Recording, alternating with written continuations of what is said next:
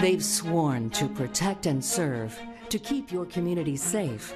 But the relationship has been tested on both sides. Ferguson, Baltimore, and even right here in our own backyard. Now it's your chance to get your questions answered. Our panelists tonight: Albany County Sheriff Craig Apple, retired Troy Police Captain John Cooney, Director of the John Finn Institute Robert Warden, the New York Civil Liberties Capital Region Chapter Board President Colin Donnarumma, and the NAACP Northeastern Region Director Ann Pope. Your voice, your future. A CBS 6 Town Hall event. Police and the public starts right now. Good evening, and thank you for joining us for this special town hall event. Tonight we're going to take a look at the relationship between police and the public in the wake of a number of high-profile cases that have sparked controversy all over the country.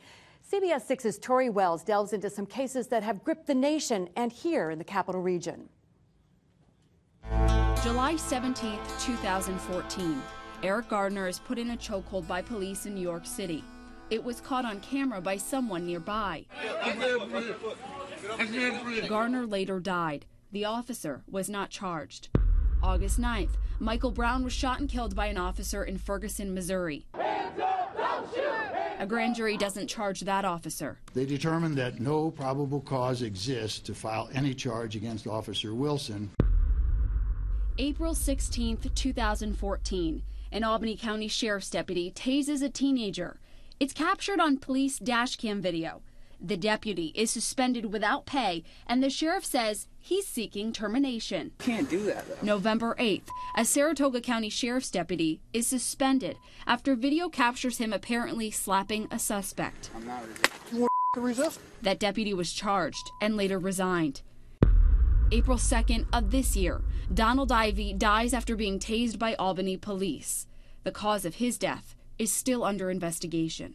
They basically told me that my brother was dead. It's going to be a complete investigation, and we're going to be, as transparent as we can. We're going to make sure that everybody will eventually know all of the facts. April 19th, Freddie Gray dies after being in Baltimore police custody. Witness video captures that arrest. Destruction erupts in that city. 6 officers are charged. And on May 16th, a Saratoga Springs police officer is caught on camera pepper spraying a man he pulled over. Adam Rupika taping that interaction, saying he's part of a group that tests police to hold them accountable. That officer resigned this week. Tori Wells, CBS 6 News. You can take part in tonight's town hall on social media. We want you to join the discussion on Twitter using the hashtag #YourVoiceYourFuture. Now, you can also weigh in on our CBS 6 Albany Facebook page. Just leave your comments and questions, and we may use them live. Right now, I'd like to introduce the moderator for tonight's discussion, Mark Hyman. Mark? Thank you, Liz. To protect and serve, it's an incredible responsibility. And every single day across America, thousands of men and women in blue do just that, with honor and distinction. But it takes one unfortunate incident to undo all the goodwill. An arrest gone awry, a violent encounter, a tragic death. Tensions already exist in these situations, and you add in traditional issues, cop versus civilian, trust versus suspicion. Then there's a struggling economy, unemployment, education, social and cultural expectations of behavior. It creates a volatile mix that could explode at any moment. And when it does, it leaves a community heartbroken. Good evening. I'm Mark Hyman, host of Behind the Headlines. Thank you at home for joining us. Police and the public. Tonight we talk about it. Now, you've already heard the introduction from Liz. You've met our panel of experts. We also have a live audience here anxious to get started. A lot of great questions are going to put to our panel of experts. But as Liz mentioned, you at home can also join us in this important discussion. A question we ask live on air may be yours. So stay with us throughout the evening on social media. Now, this is a town hall. It's all about getting questions asked and answered. But the first question of the night will not go to our panel of experts, but instead will go to the live audience here. I'd like you to respond to the following statement with the sound of applause. Your 2 choices and answers are yes and no. Please respond to this statement. Tensions between law enforcement and the community have worsened in recent years. Those who believe yes, please applaud.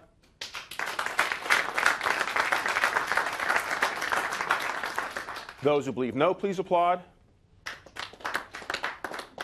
A bit of a mixed response. I'd like to put the same question to our panel of experts. By a show of hands, have tensions increased or worsened between police, between law enforcement, and our communities here in recent years? If you believe yes, please raise your hand. If you believe no, please raise your hand. Okay, so we have about the same mix and same response between our audience and our panelists. Would you please join me for a moment? We're going to go right to our audience for our first question of the evening. Please join me over here. Please tell us who you are, where you live, and what is your question? Hi, my name is Carrie Atala. I live in Niskayuna. This is my first town hall, so I'm a little nervous. Recently, I learned that officers will be encouraged to use personal discretion with arrests made on low-level crimes. What training will be provided to officers to ensure that their discretion isn't too harsh or too lenient? And will arrests for low-level crimes eventually be generally considered excessive by default? Thank you. Thank you. Sheriff, let's start off with you. Are you talking about the LEAD program, ma'am? Yes. Okay. That's a program that's not really up and running yet. It's something that we've been looking at in Albany through a partnership with the city of Albany PD, the mayor's office, the county executive, the DA, and everybody else, social services, probation. The whole intent of the program is to get people with addiction off the streets, not in jail, hopefully get them into a treatment facility where they belong, get them the help they need to live a healthy, productive life. This is not up and running yet. I personally would like to see it expand a little bit because it's going to be problematic if we cut somebody a break with a low-level crime in Albany, but not Colony. So we have some work to put into it yet, but it is going to be coming, but I don't have all the finite details yet. I'd like to bring Mr. Donnarumma in the conversation. What are your thoughts on this whole approach of perhaps giving officers more discretion on low-level stops? I mean, I think it's a good step forward to realize that we should be treating substance abuse as a public health issue rather than a criminal justice issue. I think if the argument is that we should be doing so, we should do it across the board and not leave it up to the discretion of individual officers in individual situations so we have a disparate pattern of some people get a break, some people don't. I think we should acknowledge that if there's public health issues, they should be treated in the public health arena, not through arrests, not through incarceration. We're back to the live audience. Sir, please tell us who you are, where do you live, and what is your question? Yes, my name is Floyd Hunt. I live in East Greenbush, New York, and I have a question based on some of the things that were brought up in our video tonight. This is the way I feel, and I just want to ask it. Why can't people realize that the law enforcement is on their side and just cooperate? There's two instances in your video, never would have happened, when a police officer pulls you over. I've been pulled over one time for, I don't know, using the wrong directional light. And he got out and he asked me where I was going, who I was, and I told him where I was going, and that was it. Nothing happened. I didn't point my finger up in the air at him. I didn't do some derogatory comment to him. That just triggers him off. You got to understand, I think, with policemen, and I think the two policemen up there would agree with me, that they're human too. If somebody bugs you off, you're going to get mad at them. All right, let me see if we can get an answer here. Let's bring Ms. Pope into the conversation. Is it as simple as that if people just behave and respond properly, that the majority of these incidents go away? I don't think it's as simple as that. I think there is a level of mistrust in our communities across the country between the community and the police. Some of it is historical. It is after many cases of police brutality, racial profiling, the stop and frisk issues, and certainly the shooting of unarmed African American males. And so we have a long way to go to change that. Doctor, you've looked at this from a data standpoint. What have you seen in terms of the incidents of stop? Are there concerns, or does the data show anything that maybe raise some issues that we should address? Well, I'd have to agree with Ann that many of the people who have resisted police authority hail from communities that have histories of tension with the police. Either people would have personal experience of a negative nature with police, or they would have been socialized to expect that. And across the country and historically, we see a wide gap in the attitudes toward the police of blacks and whites. It's been a substantial and a very stable disparity, and surely has lots of sources. And the one thing I might add to Ann's account is that policing is just one of the areas, criminal justice more generally, one of the areas in which there are disparities between blacks and whites especially. There are economic disparities, there are disparities in healthcare delivery, and for the people on the wrong end of those disparities, they accumulate. And so police are part of that, but only part of that. I'd like to bring Captain Cooney in the conversation because you've had a long and distinguished career. You're now retired. I hope you're fishing on weekends. I hope you're taking some time to yourself. But what have you witnessed over the years? Have you seen any change in just society's attitudes in general? Has it been the same? Are people less respectful? Are they more respectful? Can you give us maybe some thoughts on what you observed over your career as an officer? There certainly is a change in attitude, but I can't say that that applies to the majority of the citizens which we serve. There's a smaller amount, but unfortunately it seems like a growing amount of folks who really feel that the arrest process, the first encounter with the officer, is that is their opportunity to start to make the case. Our system is designed to allow a very fair tribunal which will hear the facts and make a decision on the case, but it's simple. It really has to be understood that when the police make a reasonable demand that someone comply, which maybe just step out of your car, please, or put your hands behind your back, please, there's no room for that to become a debate. The police need you to comply, and our system, and the officer would be the first to admit, allows you a forum later on in the process to debate whether or not that was appropriate at the time it happened. And Mr. Donnarumma, we live in the information age, and people know so much more, or at least we think we know so much more than we did previously. And the captain made a great point about reasonable requests, but sometimes people decide correctly that request is not reasonable. Sometimes they decide incorrectly. What are your thoughts on how we as the public can be a participant in this process to avoid perhaps tragic encounters? Is there a fine line? Should we always respond to what we're requested to do and then deal with the aftermath later? Because we have seen incidents where perhaps there's a little bit of resistance to requests from law enforcement. Sure. So it's a very complex matter. You've seen cases like Tamir Rice, the 12-year-old boy who was shot in Cleveland, where police just pull up, don't even get him an opportunity to respond at all before he's shot and killed. There's other opportunities where people, such as the individual who was debating with the police officer, want to push the limit a little bit. I think certainly I would recommend for people's safety that they respond to orders in most cases, but we have to look at this in a broader context of U.S. being the largest incarcerator of individuals anywhere on the face of the world. We have 2.2 million people in jail. We only represent about 4.5% of the global population, yet we have 25% of the prison population. So I think a lot of this tension occurs in a context of over-incarceration, over-policing, and I think there's been a history of systemic abuse of police power, which has, in the last few years, has really gotten more visibility because of the prevalence of cell phone cameras and video. But Sheriff, just as a quick follow-up before we move on from this, we live in that YouTube age, and people love to post stuff. Is it your sense that perhaps some of this might be instigated also because people like to be seen on camera and they like to push the limits? And here, I show you how tough I was. Does it go both ways? I think it does go both ways, but not to an extreme. We're just living in a new time. It's a technological time. Look, I post and tweet daily myself, and when I see something interesting, I'll tweet it or periscope it. So I think we're living in an age of technology, and I don't think that everybody is quite caught up with the technology, and it's changed. You'd be doing everyone a public service if you tagged it with CBS 6 before you post it, just so we can get a heads up on that.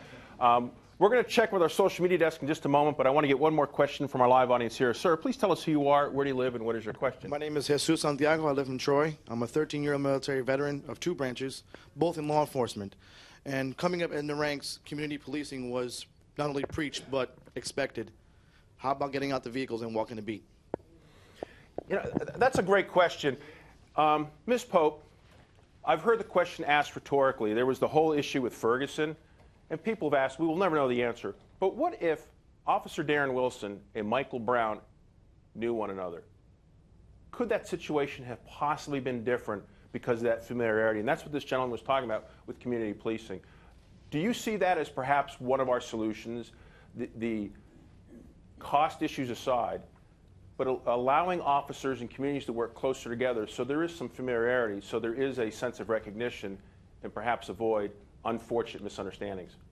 I think it could be different if the officers had an understanding of the cultures that they are coming in contact with. And it's not just African Americans, but it's the ethnic communities and individuals that we are now coming in contact with. The attitude sometimes of the officers of what makes the difference, and I think the young man that said it might be so simple if you're asked to get out of your car and you just do that. It isn't always asked that nicely. Sometimes it's the way the officers do it. So officers will need to be trained to work in diverse communities.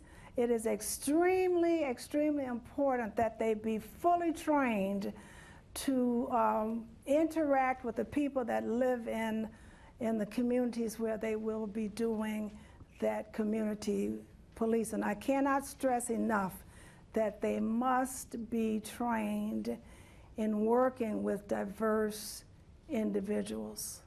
And back to the sheriff, there's about 100,000 people in the city of Albany, and I'm not sure how many are in Albany County, but you have limited resources, so it makes it difficult for you and other law enforcement, the Albany PD and so forth, to be able to put out the proverbial cop on the beat because you don't have the resources.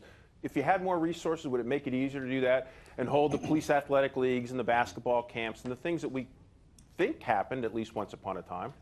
I think Albany has done a marvelous job. We've got about 305,000 people in Albany County. Albany City PD, I think, has done a marvelous job with community policing. It's constantly growing. And, you know, community policing, as a sheriff, it's a wide range of duties because in some places we may be able to get out and walk a beat, and other places we may have to walk miles to the next house. So, but that's where you change your whole methodology there, and you start to attend all the community functions, attend the fairs, attend everything else. So, but I think that we've got work to do, but I think we've done a great job at it. We're about 15 minutes into our live town hall. We've already had some great questions from our live audience here, but our viewers have been weighing in for several days now. So let's check in with our social media desk. Liz, what do you have for us? Thanks, Mark. Well, I'm going to adjust myself to those of you watching at home because it seems as if you're in something of a listening mode right now, trying to get a feel for what our panelists have been thinking and saying. And I want to share some of the thoughts. If there is any common denominator that I'm finding so far, it seems to be that you think that there's plenty of blame to go around. The initial comments, I'm going to share a couple of them with you right now, and perhaps that'll give you maybe a sense of something that you want to comment on yourself. Let's start with John Bellinger. He writes to us on Facebook, "Don't break the law, we'll all get along fine." A straightforward comment from Jay Scahill on Facebook, "Keep the media out of it," he says. Timothy Strain is feeling optimistic on Facebook. He writes, "I feel that relations are improving," and you'll see this coming up. He says he hopes it stays that way. He says cell phone cameras are key. Joshua Brown told us on Facebook that police should be forced to undergo the same, if not more stringent, mental health evaluations before being allowed into the academy. I'm seeing some heads nodding here. Katrina Danish has a message really for all of us on Facebook, and I think that if you have an issue with the police, the way they do things, and want to demand change, be the change, he says, and sign up for the next test to get your foot in the door to become one. And we've also got our first question, and it's from Mark on Facebook, and here's what he asks. And I think he would like to get our panelists involved in this, if they will. Aren't people culpable when patterns of bad behavior cause the police to react strongly out of fear for their safety? It's a great question. So I'm going back to the captain. How much responsibility rests with the public in terms of inciting a situation or contributing to a situation or leading us to a point where an officer feels threatened so that everything kind of gets elevated and sometimes ends tragically? Well, first, let's not forget that the officers are trying right now to find balance. Less than a year ago or a year or so ago, 2 New York City police officers were just slaughtered in their vehicle while they were trying to enact a method of community policing. So the officers have that in the back of their minds, so their safety is definitely the forefront of their concerns. But when we listen to the comments, it's just so obvious to us in law enforcement that we are reasonable in going by our training when we have these encounters. The few encounters that we've seen lately that admittedly may have crossed the line, so in some situations absolutely did. They were dealt with by administration, their chiefs, their sheriffs. They stepped up and they dealt with the officers' issues. So it isn't like the cops are out there getting away with it every time. We're being held very much responsible, but I think the public has to remember that they have to know that we have to be concerned based on current events that we do want to get home to our wife and kids. That's just the way it goes. Mr. Donnarumma, do you agree? I agree partially. I think it's a bit more complex, though. I think that we've seen a rash of incidents where with Eric Gardner you had an individual choked to death on camera with an illegal chokehold, and they couldn't even get a grand jury indictment. There's an old saying that you can indict a ham sandwich. But not in Staten Island, apparently, if that ham sandwich was a white officer who choked a person of color to death. So what we saw just yesterday was the governor had to enact an executive order to have the Attorney General of New York State be appointed as a special prosecutor in these cases. Because unfortunately, the reality that the governor was seeing was that you can't get justice in a lot of these cases. I'll confess the viewer's comment about keeping the media out kind of hurt my feelings a little bit. Having said that, here's a chance for our live audience here to respond to another Snap poll. Again, your choices and answers are yes and no. Please respond with applause to this statement. News organizations have reported on civil unrest in Ferguson and Baltimore and tragic shooting incidents elsewhere in their aftermath in a thoughtful, impartial, and balanced approach. Those who believe yes, please applaud. Those who believe no, please applaud.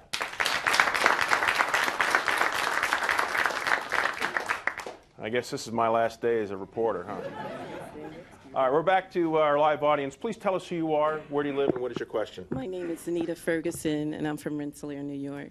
And I'm making mine a little personal. I am 61 years old, and the incident that happened to me when I was 59 years old, where it was a mistaken identity, and I was in Colony Shopping Center in a nail salon.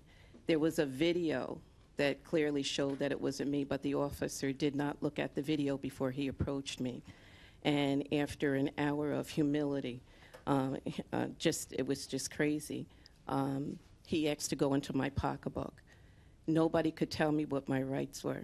I need to know, what were my rights? What were my rights? Did he have a right to go in my pocketbook? I said if I didn't comply, what would happen to me? He said I could be arrested, so I complied. What were my rights? What's the best way for anyone to understand what their rights are, what their limits are, what's reasonable? Dr. Warden, you look like you want to weigh in on this one? I look like I don't want to weigh in on this one. I am not a scholar of constitutional law. I think John or Craig could do a better job with that question. Sheriff? Look, at every situation is different. Your rights in that situation, obviously, I would hope that the officer would do a little bit more of an in-depth investigation and just kind of engage you in communication. Asking for identification is usually one of the first and foremost things that you want to do. So again, it's hard to talk about it without knowing all the details of the situation. But usually, once you give them that identification, we're on the right track. Yes. Mr. Donnarumma? I just want to add very briefly, if you go to either the NYCLU or the ACLU website, there's detailed literature about your rights, and in most cases you have the ability not to consent to a search. They don't have a right to go into your belongings unless there's probable cause that justifies it. We're back to the live audience. Sir, please tell us who you are, where you live, and what is your question? My name is Fred Clark, and I'm a member of the Southern Christian Leadership Conference. And I just want to address the issue concerning people don't have to be doing anything wrong in order to get bad reaction from the police. Incident, there's a couple of them in my mind, but per one, Mr. Pearman here was driving back from a meeting from the SCLC at 9 o'clock at night in Schenectady's Hamilton Hill area, and he got stopped by a policeman and was given a ticket for having his high beams on. Now, I know that's a crime area and they're supposed to be diligent, but I don't agree with that either. But he could have very easily, when he saw his license, saw his age and says, oh, well, I'm just going to give you a warning. he gave him a ticket, so he's got to go pay money. You know, how much or how many times has that happened to innocent blacks? Because we're not here to support the city court, you know, to get tickets for these little menial things. And like was said before, I do agree that there has to be more community policing in our unit so that they get to know the people in the area. And once you get to know the people in the area, and I think the Schenectady Police does have a good relationship, because if my recollection is correct, 9 out of the 10 last shootings, they got quick results.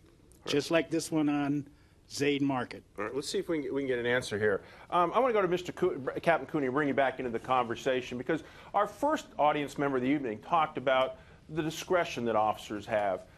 And there's arguments in favor of zero tolerance. There are arguments opposed to zero tolerance. Can you just talk again, as someone who's had a career, your thoughts on where it's appropriate to, you know, someone's made, if this case is correct, someone made an innocent mistake, hey, make sure you turn the high beams off. Can you talk about some of the thought process that goes on, and how we can better understand what responsibilities you have as an officer? I think we have to acknowledge that discretion is a huge factor in the way an officer treats a specific situation. I mean, amongst the officers in the station, we all know who the guys are that write the men or women are who write more tickets than the other men or women on the job. There are officers who find that to be something of higher priority to them as far as protecting the public safety. In the situation where we're giving the ticket for the headlights, I'd be the first to say, you know, there certainly was an option of going in a different direction there. But I would just simply ask that you keep in mind that we as citizens, myself now as a citizen and not an active serving officer, I want the police to enforce the laws and do their job. So it may be a little hard on the headlight person who gets that ticket, but in fact, the violation was absolute. The violation was against a chapter of the V&T law.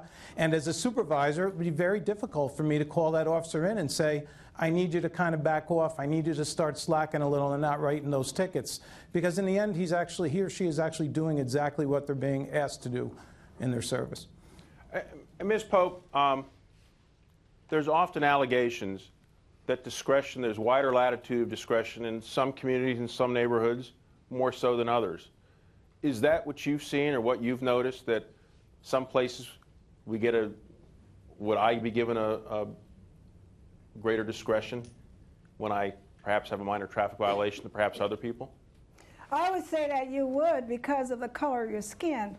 A lot of the problems that we have are based on the color of our skins, the area that we live in, the zip codes, our financial status, and other things. We are really more at risk in our own communities than you would be in your community. And that is where the lack of respect or the fear comes in. There are people, I was reading something where someone said that when I see a policeman coming, I become paranoid. I can say that if a policeman comes to me or should pull me over, then I would get a stomach ache. And this is what is happening with us. Our men are very, very fearful of being stopped by the police because of the way that they are treated. And yes, you would have a better time or be treated differently and more easy than I would. And that's why it is not so simple as it might seem. I think we're kind of oversimplifying, and it is not a simple matter. Policing African Americans and other minorities just don't go as easy and as smooth as we're talking about here tonight. I'd like to bring Dr. Warden back into the conversation. And here at CBS 6, we're not taking a position on any of this, but we observe things here in our sister stations as well as here. And is it possible that the data shows that sometimes these events happen not necessarily, often it's a class issue which oftentimes breaks down along race lines. Do you have any data that shows that perhaps class plays a part as much, if not more, than perhaps other factors? Oh yeah, there's about 50 years worth of data that show that, that social class has a bearing on the outcomes of police discretion. And by and large, so far as we can tell from the research, the decision to invoke the law is shaped by legal factors, by the strength of evidence, by the seriousness of offenses. At the margin, other factors sometimes play a role, including race. The research is mixed on that score. It appears to us that in some communities, in some departments, some of the time, race has a bearing on arrest decisions, and in other places at other times it does not. But on average, the best meta-analysis I've seen of it suggests that yes, race does have a bearing on decisions to invoke the law. I was kind of hoping Ms. Pope would say I wouldn't get a ticket because I'm a famous journalist, but time to move on from there. Please tell us who you are, where you live, and what is your question? My name is Kristen. I live in Glenville. I have concerns. Obviously, I'm raising 2 children, and one of them is a young biracial male. I know what I teach them to do when they're pulled over and what they should say and how they should act. Could you possibly put some advice out there to ease any tension that might build up, you know, when you are pulled over? You know, it's a great question, Sheriff. I have teenage children, and sometimes I think they speak a language that I have no idea what it is. Can you offer just anybody, white, black, male, female, old, young, what would be some of the proper things that would allow someone who's stopped, let's say a traffic stop, the kind of conversation they should have so that we don't start down the path that goes sideways? I tell people most times that, look, just be kind and courteous, answer his questions, and everything usually works out in your favor.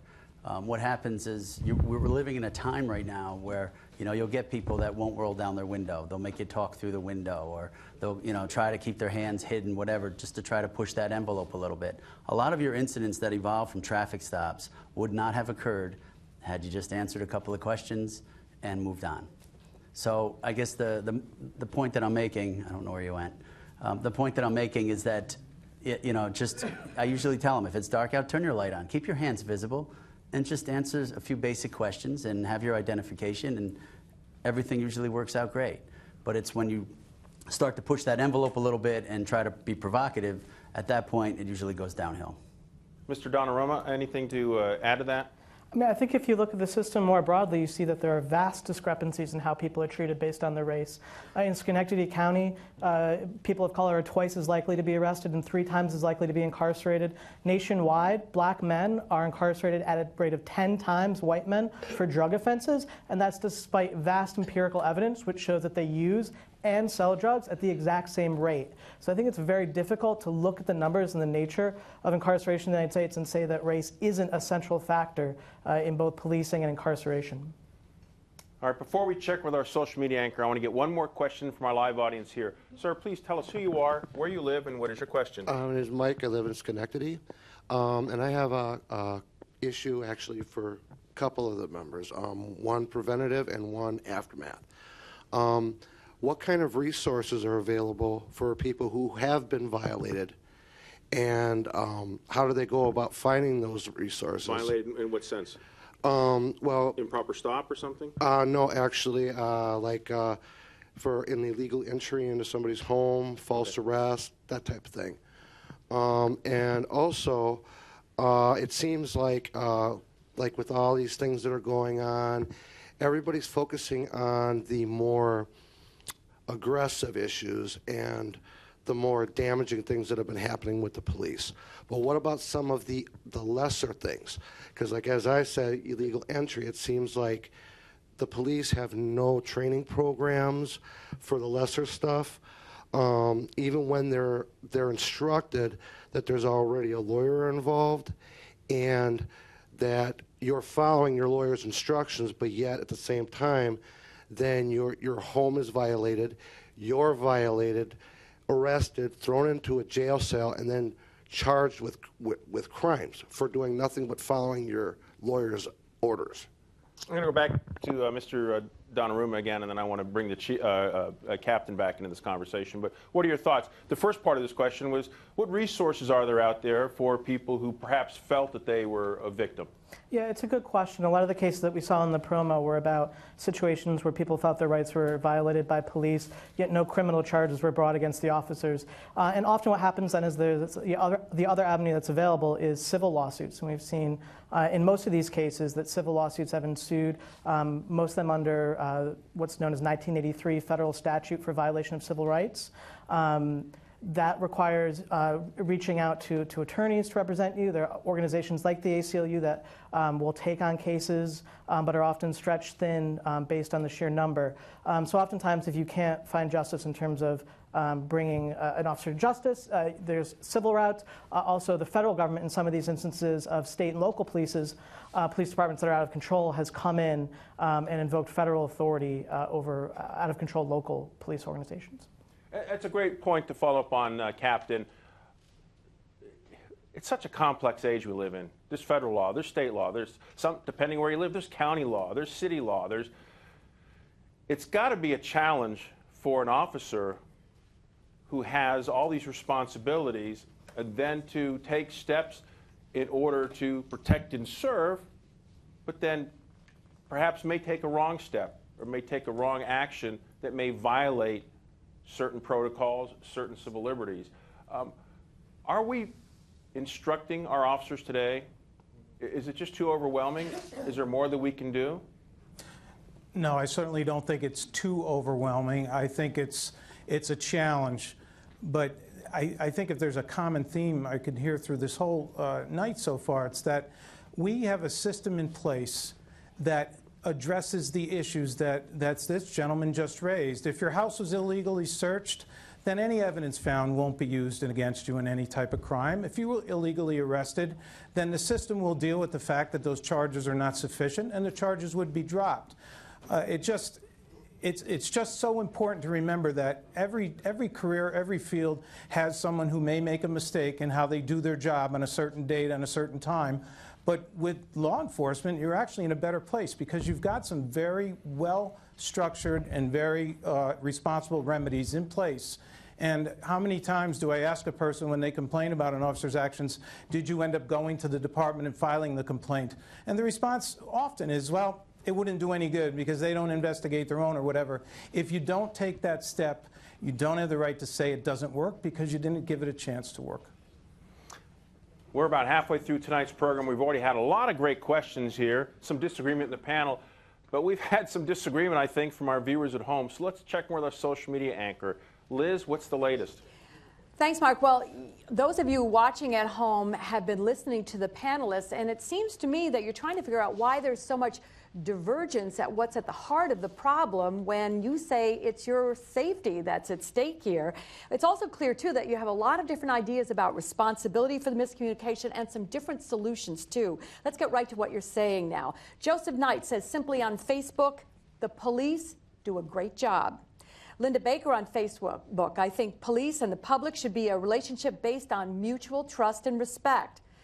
David Tompkins on Facebook has some advice for the police. Here it is. The police should be more friendly to the public. Phyllis Flynn Mesha writes to us on Facebook. I think that 95% of the police are excellent public servants and are brave, caring people. That being said, I think there are a small percentage of them who have huge I am a cop, so watch out attitudes and are far too quick to go to their tasers, for example. There needs to be more accountability. There needs to be repercussions for the actions of bad cops. April Clement Wood comments on Facebook, I think some of our police need some better training on how to deal with the various types of individuals they handle every day and be prepared for all kinds of actions, legal and illegal. For the most part, though, I think our police do the very best they can. And Joe Paparoni is tweeting, what new accountability measures should police departments be forced to abide by? And we certainly want you to keep those comments coming on Twitter. It's hashtag Your Voice, Your Future, and we're WRGB, CBS 6 News on Facebook. And we've got another question for our panelists. This is from Jim Callanan on Facebook. He says simply, does anyone really believe that the police care what the public thinks of them? There's a reason, he says, that they work so hard to get their badges. Mark? Sheriff? How many of your officers live in Albany County?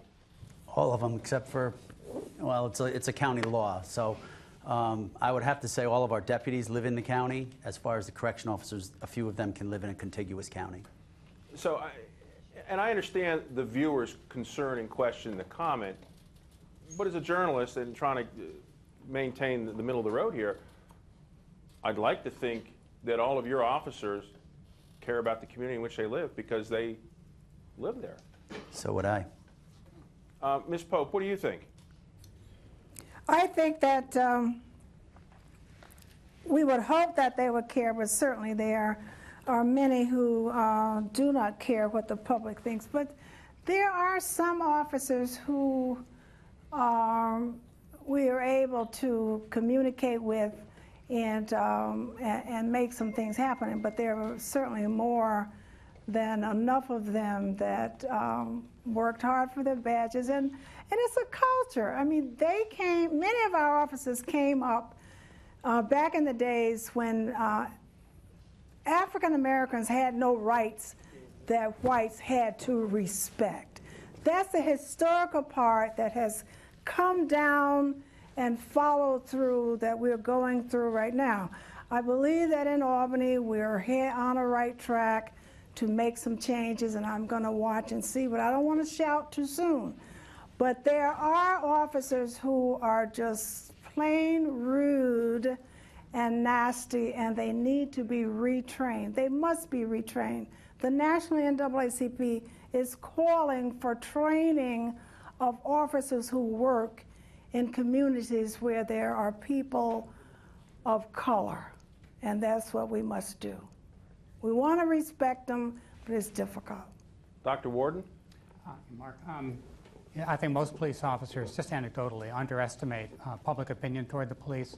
Most surveys show that that 2/3, 3/4 or more of the public has very positive attitudes toward the police. Even majorities of African American communities say that they are at least somewhat or very satisfied with the police.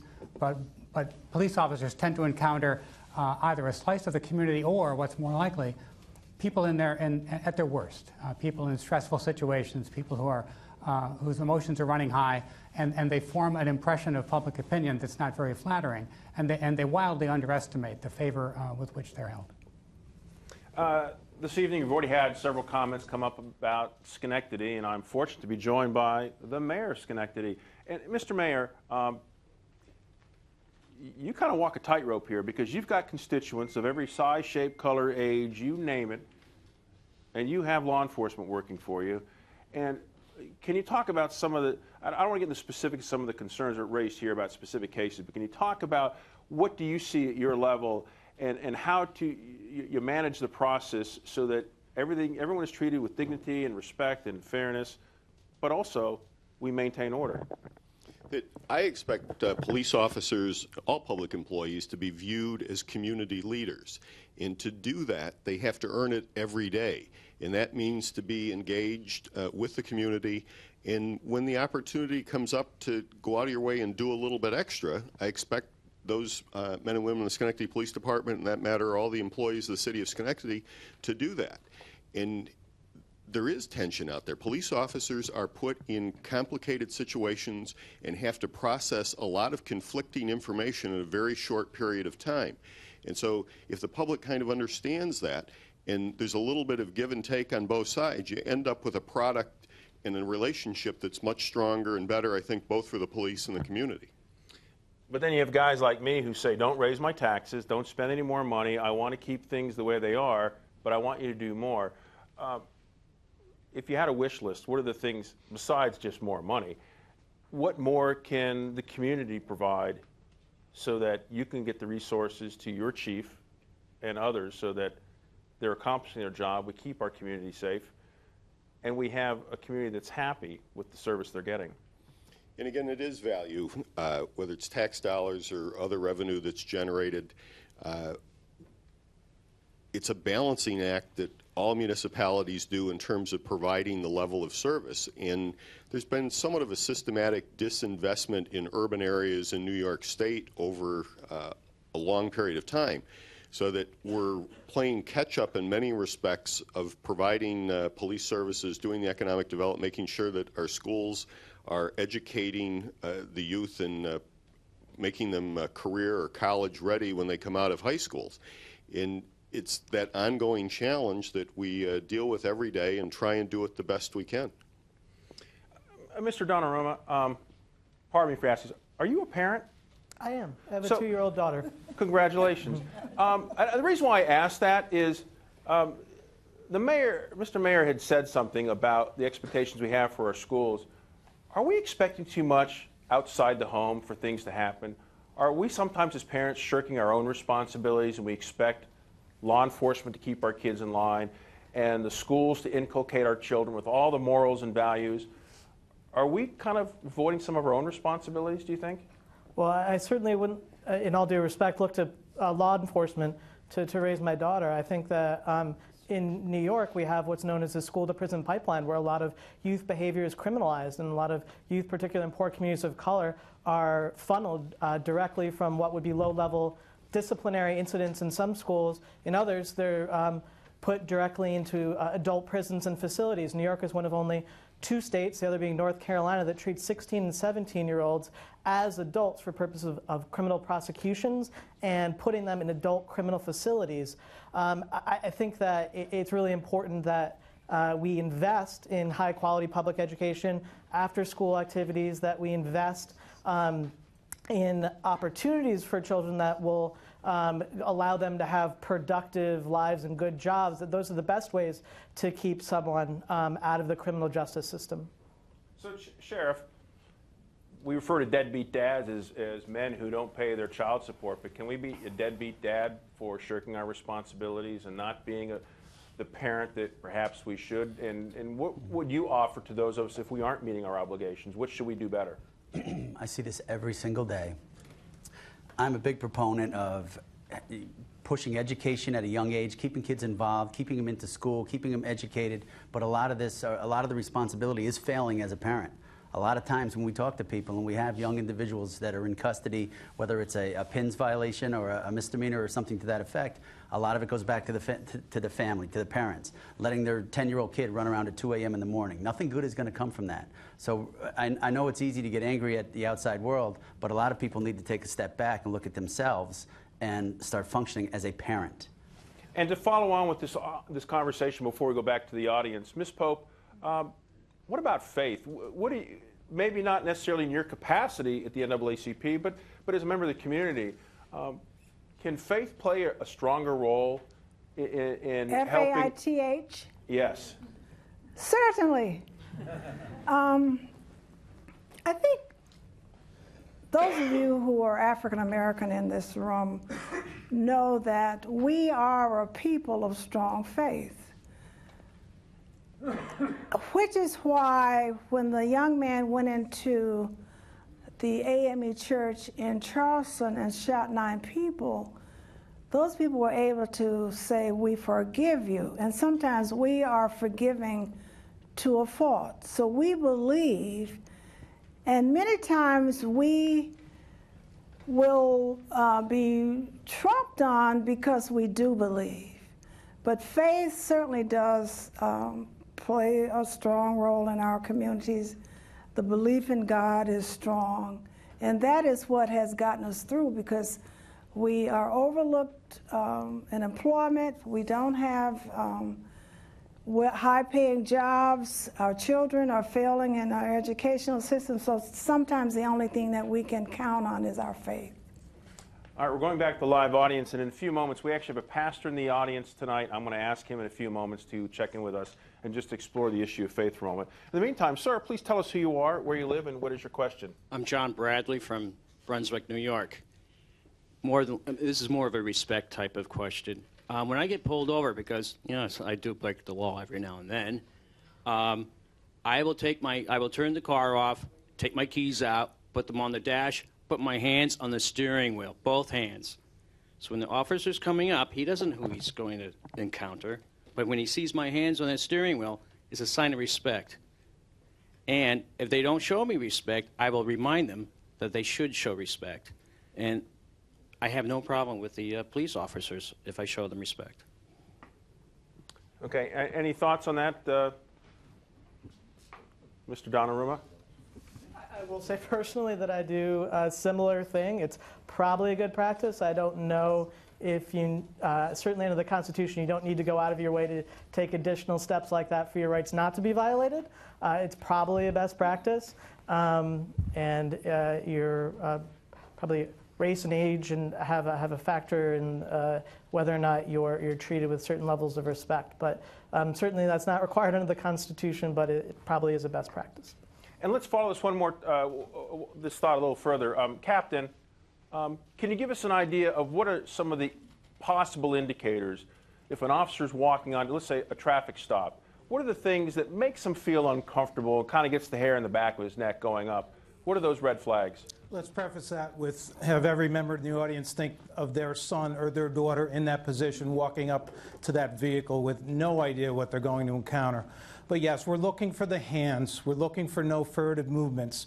An interesting point, which came up several months ago, is Colin's organization actually publicly stated that find your camera, tape the encounter.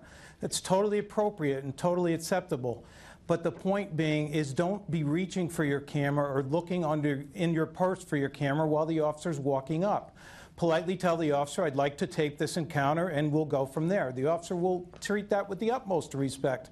But keep in mind that as we go to that vehicle, it's simple training. I'm not letting any secrets out here. The subject's hands are the most dangerous thing that we can deal with. So put your hands where we can see them, and I can tell you that the tension level and the officer's adrenaline level will go down immediately. And what type of verbal exchange you have, to be frank, usually depends on the response of the motorist. The officer's pretty well trained in most situations to ask the standard questions. But then you get an answer that's kind of disrespectful or sarcastic. And we're human beings. And when people speak that way to each other, blood pressure goes up, heart rate goes up, adrenaline goes up. So if we could all just start looking at it from a different perspective, just comply and let it go where it may, which would usually be in a much better direction than it could. A few moments ago, we explored the issue of faith, and we don't want to take the issue lightly. There's a pastor in the audience. Thank you. I asked you to join me up here. Can you just share a couple thoughts on what you've witnessed in terms of, I'm sure you've dealt with adults and youth. Absolutely. And what are some of the things that you would offer to families so that we do our part, we fulfill our obligations, and we don't create those situations that Captain Cooney was just addressing that kind of raises the hair in the back of the neck of an officer? Well, being from a faith background and being a military background, emergency services background, I've actually spoken back and forth with Sheriff Apple on a couple of occasions. And I'm sorry, and you are? I'm Reverend Joe Kelleher. I'm with the Divine Guardian Ministries, and I'm the coordinator for the the Capital Region Division of the New York State Chaplain Task Force. And we live in Schenectady, my wife and I, and we have several other chaplains in the organization, and we all believe in basically the same thing. Education is key, making sure that you follow that faith that we're taught from an early age on, and if you have that strong family bond and you have that strong faith background, there's much less likelihood of there being any kind of a problem, especially when it comes involved with the police. But even as my question to the police and also to some of these civic organizations is there an opportunity for someone from a faith-based organization or me as a chaplain with the New York State Chaplain Task Force to step in as an intermediary to try to make sure that there's an opportunity for the person to find out if there's some remorse, to find out if there's something other that they can do to get help going here on into the future. Sheriff, any thoughts? Absolutely. We do this routinely. We'll have faith-based organizations reach out. I actually speak to Ms. Pope's brother-in-law once a week on different situations, and he's a marvelous man down in the south end of Albany that's always trying to make the community better. So yeah, I absolutely would welcome that, and you know, I could do that every day, all day, because that's only going to make our community grow better and build our relations. We're back to the live audience. Sir, please step on over here next to me. Please tell us who you are, where you live, and what's your question. I'm Otto Kenyon from Northville. My nephew, a couple weeks ago, called 911 because he was distraught and suicidal. 41 minutes after the cops got there, they shot him. My question is, when a situation like this arises and they call 911, is there any negotiators that are trained in suicidal situations, or is it just road patrol that go to these? Go right back to you, Sheriff. You're active law enforcement officer. And let me just add on to this, because, again, as journalists, one of the things we've noticed, and perhaps it's a function of the fact that we live in an instantaneous age. We can do everything instantaneously, and it's the easiest job in the world is to be a Monday morning quarterback. Having said that, it's easy for us sometimes to look at an event as it unfolds on video and say, wow, couldn't they have just waited a few more minutes to diffuse the situation? Can we talk about this and this kind of event that it's ironic, 911 calls made for someone who's suicidal, and he gets shot? Right. That sounds like a tragic event. I'm not sure of the circumstances surrounding it, but I can tell you that all of our officers go through crisis training. We do that annually, actually. They get it in the police academy, and then, of course, we enhance that through in-service training. So, again, I'm not sure of the situation. I'm not sure how it escalated. It sounds tragic and horrible, but our officers are, in fact, trained with crisis negotiation, and in fact, we do have a crisis negotiator that would come out if it's going to be a prolonged event. Yes, Captain. If I may add, my condolences, sir. If this is the LaPorte situation, thank you. I have the honor of teaching around the state now. Suicide by police is exactly the subject matter that I'm getting the other officers informed about throughout the state. It's unfortunate, it's tragic, but I need to tell you from a tactical perspective what happened with Mr. LaPorte, and again, based on just the facts that I have available to me, which are quite a few, so that's almost an outcome that we just can't prevent. If someone, unfortunately, in Mr. LaPorte's place felt that he needed the police to assist him in taking his own life, it's most likely going to happen. It's almost impossible to divert what happens at that scene. And again, I've read so much and learned so much about that situation, and my sincere condolences. But I truly believe in the end you'll find that Mr. LaPorte put the police in a position where they had no other choice. And I'm sorry we had to speak about it in this forum.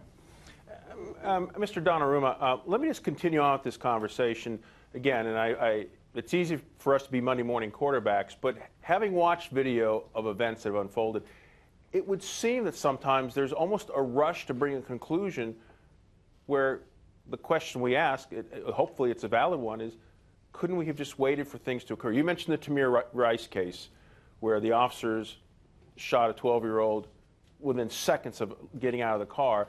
And in retrospect, not having been there and seen the situation, but you have to wonder, could things have turned out differently if there was just a pause and just a brief moment of waiting for things to occur? Any thoughts?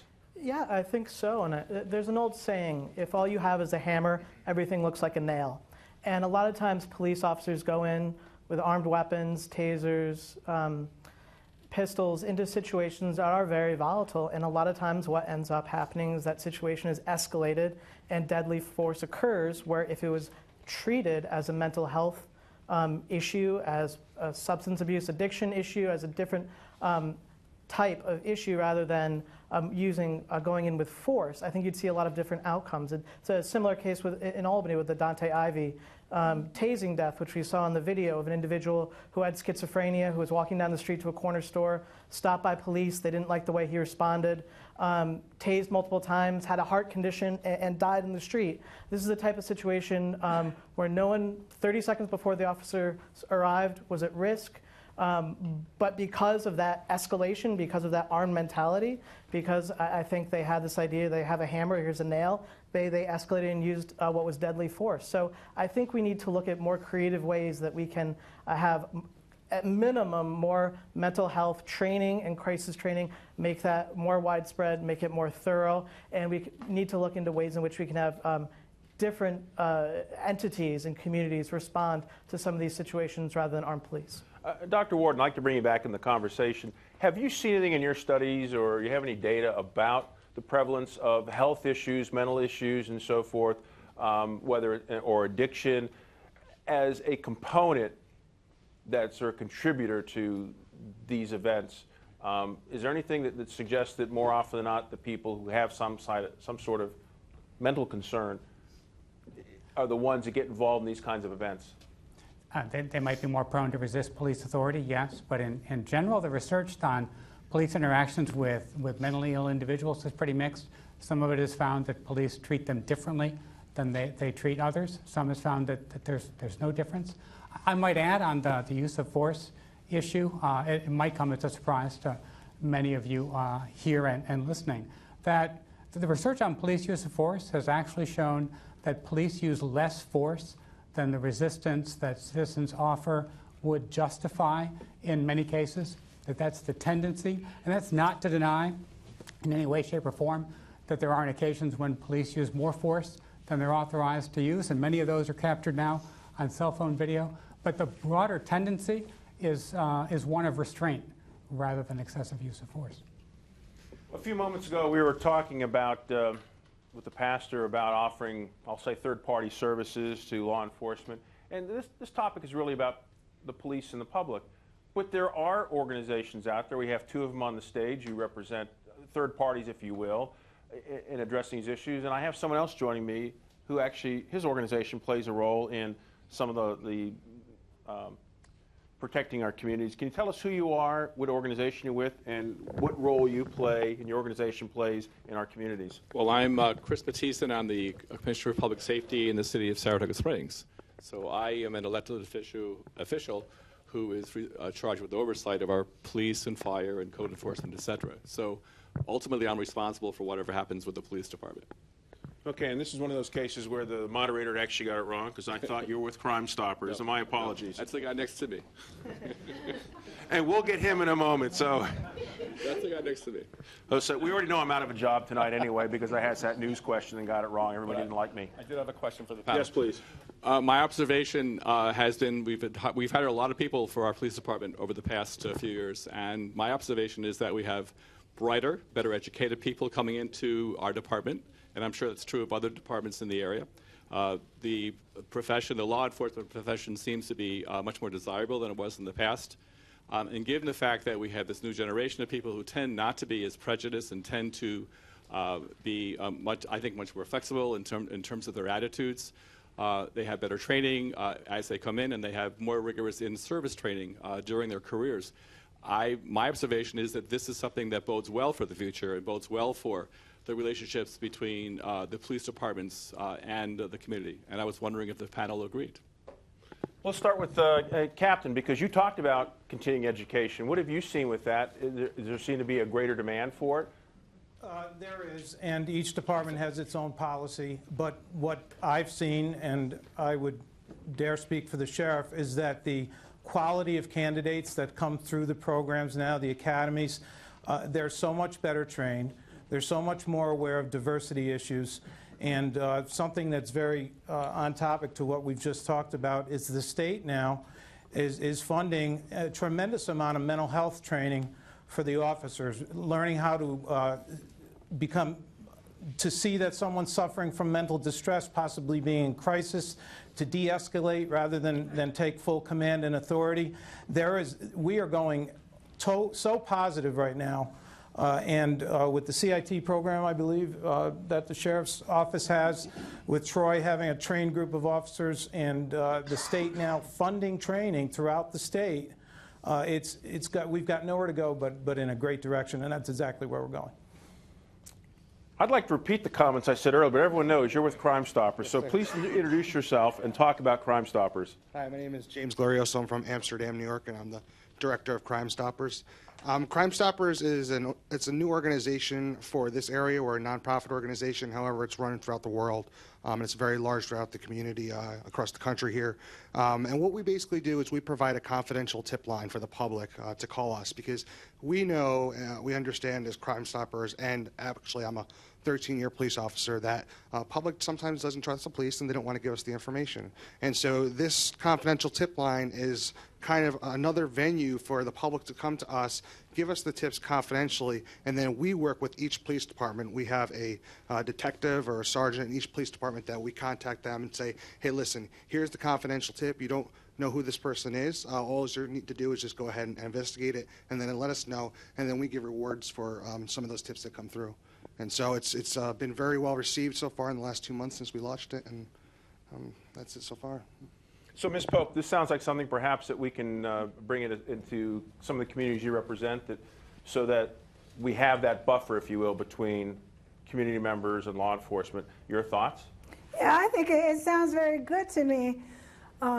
We have our Citizens Police Review Board, and many times African Americans do not file complaints because they do not feel that they will get justice through that, because it has no subpoena power. So if there is a third party in that maybe would be able to explain or be given the opportunity to explain more about what is going on with the complaint, and to make sure that it's given the proper the due diligence that it deserves, then that certainly might help in our communities. But right now, there's some distrust and mistrust with the Citizens Police Review Board as well, so maybe the Crime Stoppers could step in and help us stop it. A lot of great questions from our live audience here, but our viewers have been weighing in throughout the entire evening, making lots of comments. So let's check with our social media anchor. Liz, what's the latest? Well, Mark, finally it seems that many of you watching this discussion have reached something of a consensus, and that's the need for police accountability. But it doesn't necessarily mean that you're blaming all cops or even some cops. Some of our comments on social media are actually suggesting that good police officers are being hamstrung by bad systems, and there's a lot of sympathy out there right now for police and the risks they take every day. We'll start with Carol Spear-Farricker. She comments on Facebook. They have a job to do, and it's a hard one. Anyone who thinks it's not needs to wear that uniform for a week. The other side of that from Ed Koblensky on Facebook, who says, don't break the law? Well, that goes for them also.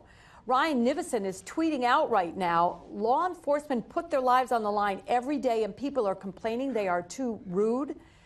Rosemary Moore, this is on Facebook now. I believe the cameras are going to help a lot, and I assume she's talking about body cameras. They will be less gray area with a record of the arrest. This will help both the officer and the person being questioned. Alexis Hayner on Facebook. It's the rogue cops I don't like, the ones with an ego and something to prove. Majority of them do their job properly. We need to stop biting the hand that feeds us, or should I say, come to our rescue. And a question now for our panelists from Jackie Williams on Facebook. And she writes, if a community safety is a major issue, why are so few police officers charged for behavior that others would be incarcerated for? Sheriff, any thoughts? I can tell you that I think the local agencies, I can't speak for the nation, I can speak for some of the local agencies. I think we do a very good job at policing ourselves. I think that has been proven. If somebody messes up and steps over that line, we hold them accountable for it. And any incident of force, whether it be corrections or in law enforcement, every single incident is investigated. Every single complaint, if somebody calls, we don't say, well, you know what, that's not serious enough. We investigate every single complaint. And you know, some of them, once they realize there's a camera involved, sometimes that complaint is withdrawn. So it does work both ways, but I disagree with that, and I think that we do a good job at policing ourselves. All right, we've got less than 30 minutes to go, so we're kind of in our lightning round. I want to get shorter questions, shorter answers. We'll get to this gentleman. And the young lady in the front row who's been so very patient, I'd like you to join me back here as well. Yeah, that's right, you. And I want to make sure we get your question in as well. But right now, sir, please tell us who you are, where you live, and what is your question? My name is Krzysztof Kozinski. I'm from Fort Plain, New York, town of Minden, originally from Queens. I moved up here 2 years ago. You don't have to be black or yellow or any color to be discriminated against here. What happens is there's people stealing from me, and I'm the city guy. the guy from the city. So the sheriff tells me, oh, you're the guy from the city. And I see tractors, I see people, I see mules. I have over 20 times written down when the police were at my house, and other times that I didn't even bother to call. I just stood there and watched them steal from me.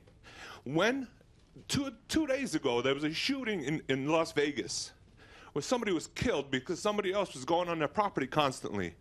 When is this going to get taken care of? How long does this take? It's been 3 months since I started calling. And you live in which jurisdiction? Montgomery County. Okay, and we don't have any officials here from Montgomery County, do we? Okay, so I will ask our panelists to address it in general, and then I want you to stay after the program because we're going to talk, okay? Thank you. Yes. And let's talk in generalities because this isn't Montgomery County, but I want to go back to, and Sheriff, I hate to keep putting you on the spot, but you're our current law enforcement officer up there. What are some of the other steps that we can take that if we feel that we're not getting the service that we need, that we certainly deserve and we've paid for, certainly putting someone on TV, I think, helps a little bit. Maybe Montgomery County, we've gotten their attention. But any thoughts? Well, there are other organizations out there as well. I deal frequently, probably too frequently, with the ACLU, no offense. But, you know, they're always calling. We're calling back and forth. And when counties have a jail, you get a lot of handwritten complaints to the ACLU. So we deal back and forth with them. I have no problems with them. They call, and sometimes they're right, sometimes we're right. But in your situation, sir, I would encourage you to reach out for the sheriff, let him know, and you did not get a call back? I did multiple times. I've been writing to the senator. It's gotten to the point where I'm writing to the senator now. Then at some point you need to look at maybe changing agencies, contacting the state police as well. I did. And at this point, we have CBS 6 on the case, so we'll see if we can't find some resolution for your problem. Thank you. We're back. Ms. Pope, did you want to weigh in on this? No? Okay. No. And now we're back to live audience. Please tell us who you are, and thank you for being patient, by the way. Tell us who you are, where you live, and what is your question? Hi, my name is Beverly Paget. I'm from the city of Albany, and we do practice the community policing model. All right, we have our beat officers, we have our team officers, and the commanders and the chief or the acting chief himself is really out there all the time working in the community. Then we have the police that responds to calls, the ones that ride in the car. I live around the corner from Dante Ivy. These cops was just riding in the car. They don't respect us at all. As soon as they see us, they're grabbing, they're pushing, they're shoving. All right, what can we do with them? How do you change their attitude and their mentality towards us when they're not working with us? We do have officers that work with us, but then we have those that don't get out the car. And when they do, they're angry. They snatch women, young women, out of the car and throw them to the ground. All right? These are the attitudes that they have towards us. What kind of training can you give them to show them that we're not animals? Ms. Pope, thoughts? I think that they definitely need serious training. They need training in knowing how to deal with the people in the communities that they're sent to. If they are not able to respect the community members, and to work with them if they're rude and they're staying in their cars, they're not getting out and getting used to the people, then they should not be sent into our communities. That is what I believe. I believe that with the Dante Ivy situation, that we fought that fight in 1984 with Jesse Davis, and we should not have to go through that again because they should have been following the guidelines that were laid out in dealing with mentally ill individuals. And if it's not happening, Beverly, it should, so we need to get on it. And I would certainly put forth the NAACP to look into it. We need to be monitoring. The National said we must monitor it. They must be trained before they come into our communities. So if they have issues, then we don't want them. We're back to the live audience. Please tell us who you are, where you live, and what is your question? Certainly. My name is Marion Porterfield, and I'm a councilwoman in the city of Schenectady. And my question is really about dealing with diverse communities. We've talked a little bit about the mental health issue and certainly about the African American community. But our communities regionally is actually more diverse, having people from various countries, which introduce cultures that we haven't grown up with. So I'd like to know if, in fact, there is training that deals with people in terms of their cultures, which are different than having grown up here in America. And if not, if there's any thought about doing that, because I feel it's extremely important, because if you don't know people's cultures, and they may do something that we may find offensive, but absolutely in their culture, it's okay. So is law enforcement looking at doing that? And if so, what is being done regarding that? I'd first like to bring the captain back in the conversation. I think it's along the line of continuing education and training and so forth. And then I want to bring Mr. Donnarumma back into the conversation and see what his observations are. But what have you seen in terms of training, or is there a need for more training in terms of dealing with diverse cultures? Well, first and foremost, there is always a need for more training in almost every area of concern that we have with our citizens. The issues you raised create a great challenge to a police administration. To really get that training in not only requires us to be able to take a 24/7 workforce and bring them to the right time and the right place to get the training done, because we want to bring people like Ms. Pope in. We want to bring our faith community in. But think about that. That's a Monday through Friday, usually daytime thing, and then we've got a 24/7 workforce that we've got to reschedule around that. So there is always need for more training. But what I will say is that if there is a deficiency, the public needs to bring that to the attention of the administration, not by posting something on Facebook or going viral on YouTube with a video, by getting a respectful and good relationship with your department administrators. I can speak for my chief here and my deputy mayor, who are just the best of the best. They'll meet with you, they'll talk with you, and they'll work it out with you. But unfortunately, so many people don't come forward. They just get frustrated and let it rest. And Mr. Donnarumma, and with all due respect to the captain, and again, here at CBS 6, we're not taking position on this, but we often hear complaints that people say, well, I go to the jurisdiction, I go to the department, and it's us versus them. It's a good old boy network. They take care of one another. They don't take my complaint seriously. Is that a legitimate complaint, or is that just, well, complaining? I think it's critically important that when we talk about accountability and oversight that there be independent entities in place to oversee the police. So it's not just the police reviewing the police and reviewing their own conduct. So in Albany, there is the Civilian Police Review Board, but it lacks robust power. It doesn't have its own independent counsel. It doesn't have an independent investigator. It doesn't have the power to subpoena witnesses. So it's left largely to defer to police and their own investigations of situations. So a number of us are calling for these types of review boards to become more robust, to have more independence, to be given resources, so that there's an independent third party who's looking into these situations and not a party that's interested in the situation that occurred. And I'm going to check in with this viewer here, and then after that, I'm going to check with our social media desk, because I bet that Liz has a lot going on with our viewers at home. But please tell us who you are, where you live, and what is your question? Sure. My name is Angelica Morris. I'm the Executive Director of the Schenectady County Human Rights Commission.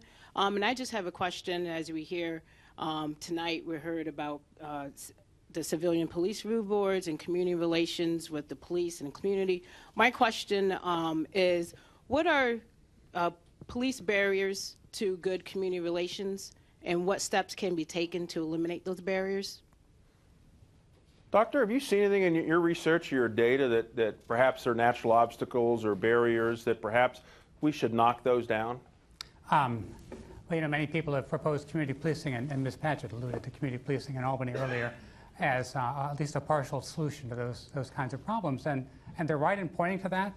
One of the problems has been historically, and I'm not speaking about any capital region agencies in particular, but in general, when departments have adopted community policing and implemented, they've treated it not as an organization-wide mission, but rather as a kind of a programmatic add-on.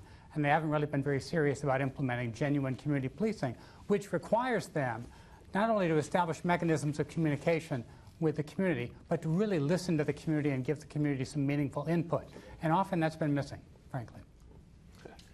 Apparently, things have been said tonight that have really attracted our viewers at home because producers tell me our social media is blowing up right now. So let's find out what the latest is with Liz. What do you have for us? Well, that's a good way to put it, too, Mark, because many of you are reacting directly to either what you're hearing here in the studio or what people have been writing into us online.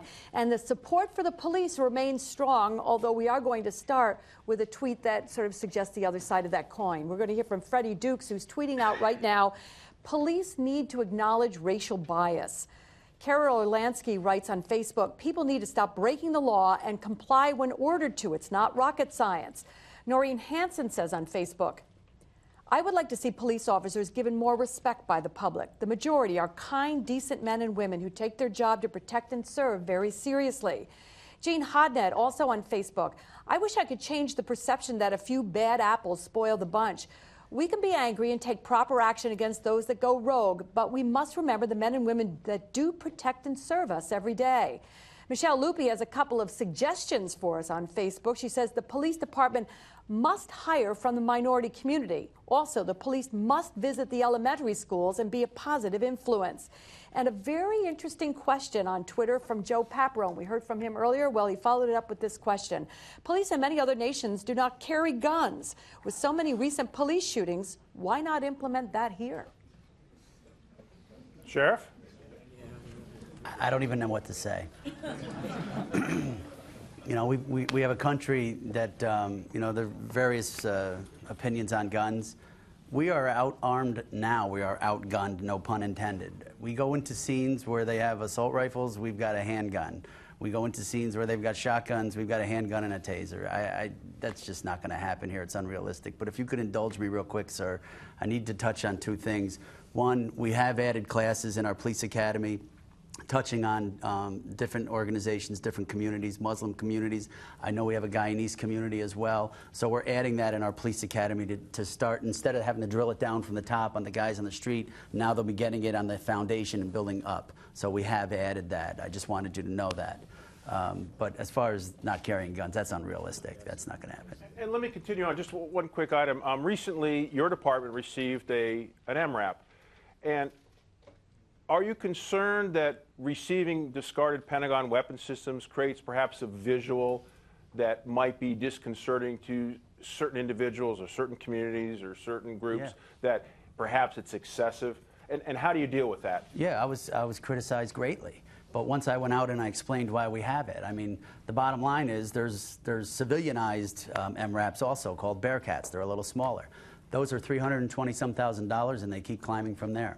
We needed a vehicle of that type in this county for other agencies to use as well. So when the MRAP came out and was offered free of charge from the government, we seized the opportunity. We took it, we put a little bit of money in it, and now we have it. And to date, it has already saved one life. But that vehicle serves multiple purposes. It's able to go to a school. God forbid there's a shooting. God forbid something happens at a local mall where you have 10,000 people doing Christmas shopping, and we can get our teams in there, and we can get people to egress safely and responsibly, and that's what that vehicle's for. We're back to the live audience here in our lightning round. Sir, please tell us who you are, where you live, and what is your question? Sure. My name is Mark Mitchell. I live in the town of Colony. And my question is as follows. It's more related to a behavioral question, and it's this. So we've heard some statistics about correlation between police relations and how that's happening, but I want to ask the following. What we know, what the science shows, is that there is a tendency for unconscious bias to occur. This occurs in all human beings. And when you think about objects like chairs and couches, we think of them in the same class because of a schema. When we do that with people, we call those stereotypes. So what happens is, what I believe happens is, for police officers, they begin to form stereotypes based on experience. And one statistic that I haven't heard tonight is, does anybody know how many times police officers in the United States are assaulted so seriously that it's a felony? How about in the year 2013, it was 48,000 times. So that creates stereotypes and schemas where police officers have a right to protect themselves and go home at night. The lightning round question is, so we've talked about what the police are doing. What are we doing in the community to engender trust? Because trust is two-way. So does the community need to work more? And I haven't heard enough discussion about what the community is doing so that the police can trust members of the community. You know, that's a great question, Ms. Pope, and that's really been a theme that we've heard throughout the entire evening. Trust. It's such a big word, and that's really often what it comes down to. How do we build trust? And certainly, we talked about the program. Unfortunately, a bad incident, an arrest gone awry, a tragic death, undoes a lot of the goodwill. How do we build that goodwill back? Well, as I've listened here tonight, I've been thinking about what can be done in our community to build trust, because it is very important. It's very, very important, because I can't get a stomach ache every time a policeman pulls me over. But there are things out there, and I think Beverly Paget is involved in some of those with your community accountability board, advisory committee. From time to time, I know that various churches and organizations will bring the police in. I think we needed a representative from our police department here tonight to talk about that, but there is nothing greater than trust. I must be able to trust you. And I am a person who has a hard time trusting a system that is supposed to protect and serve me, but when I know that it doesn't, when I see that there's so much going on. And so we need to hold town hall meetings, I suppose, in our communities, around in our different locales, and first our wards and our districts, so that people will get to know our police better, and the police will get to know the people better. We've got to come together. Somehow, are we going to perish apart like fools? Dr. Warden, have you seen anything in your research that addresses that whole issue, if not trust, but just the familiarity? That is there a difference if an officer and a member of the public don't know each other versus an officer and a member of the public who have some sort of familiarity? Is there any difference on the outcome? Yes, although it's not always a good difference. It really depends on the character of the citizen involved and how the officer knows that person. It might be as a member of the community. It might be as a member of the community who engages in frequent wrongdoing. I might add, though, public attitudes are really difficult to change. They tend to be very stable over time. For the last 20 years or so, the level of trust among the American public and the police has remained about constant. It's actually pretty good compared to other social institutions, better than all other than the military and small business, a whole lot better than Congress, I might add. While policing has arguably improved over those 2 decades, public trust has remained level, absolutely level. And it will change only, I think, very grudgingly. So I'm sorry to be a little less optimistic than Ann, but I think we're going to see very little change over time. All right, we're almost out of time. I think this is our last question of the evening. I think you were with us once already this evening. Remind us who you are. Mike from Schenectady. And a quick question, because I'm almost out of time. Okay. You know, I've been listening to everything all night, and I was just wondering, with so many organizations, local police, NC, Crime Stoppers, and many, many more, why hasn't anybody reached their hand out to join forces and have a training program that would include officers that would get their training that they have civilians involved so they get informed on what they should do, what they shouldn't do, what their rights are, everything like that. I'm running short on time. So I actually want to go with Mr. Donnarumma first, because the sheriff mentioned that he's had a lot of interaction with you. Do you ever work when there isn't an incident happening? I mean, have you spent time with whether it's the Sheriff's Department or other agencies on how to build better relationships? Yes, I do think that's important. The NYCLU actually gave Sheriff Apple an award about 2 years ago for his work about changing police trainings involving the transgender community, which is terrific. I do think that's important, but I think the issue is much more structural and systemic. I think what we need is to move away from the paradigm that having large amounts of armed police officers patrolling our communities and having millions of people incarcerated behind cells and behind bars in the United States is the way to achieve public safety. I think that's a failed paradigm. I think people are starting to realize that. I think they understand that the way to achieve public safety is investing in communities, treating addiction, treating mental health, and investing in education and communities rather than policing and incarcerating. And we're going to have to leave that as a final word because we've run out of time for this evening. And While there are differences of opinion tonight, I think we can safely say that everybody here wants the exact same thing. Everyone to be treated with fairness and with dignity and respect. And while we have made progress, much remains to be done, so we shouldn't rest at the foothills, even if Mount Everest beckons. And in spite of what we've seen, despite of all the blemishes, America still stands as the greatest hope out there. It's the most tolerant nation on the face of the planet. We should all remember that.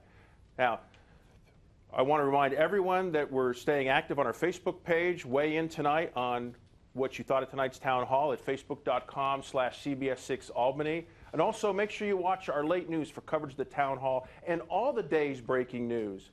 On behalf of our panel of experts, our live audience here, the fantastic crew of CBS 6, we'd like to thank you at home for joining us. And a quick special shout out, Chrissy, you're in our thoughts and prayers. We pray for your speedy recovery.